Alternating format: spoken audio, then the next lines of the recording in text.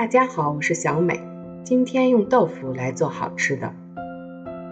要选择这种老豆腐，先将豆腐中间切开，再斜刀切开，全部切好后装入碗中备用。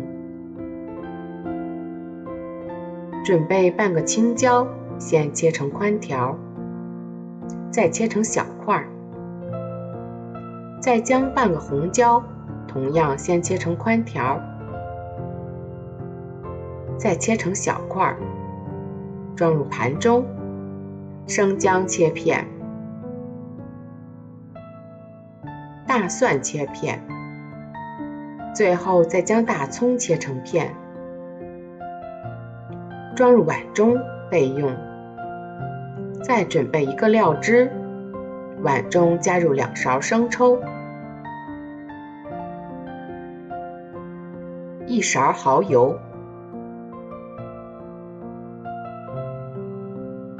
，1小勺盐，1勺白糖，1勺淀粉，小半碗清水，充分搅拌均匀，放一旁备用。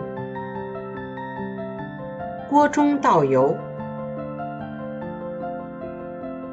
放入豆腐，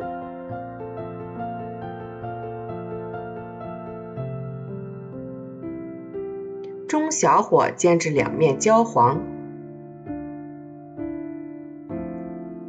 大约需要3分钟，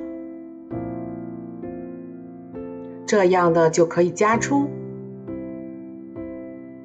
放入盘中备用。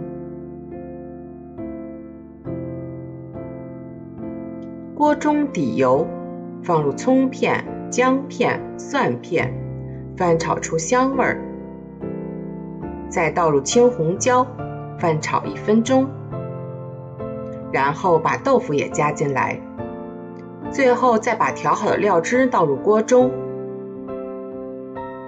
翻炒至汤汁浓稠就可以了。盛在盘中，就可以端上桌了。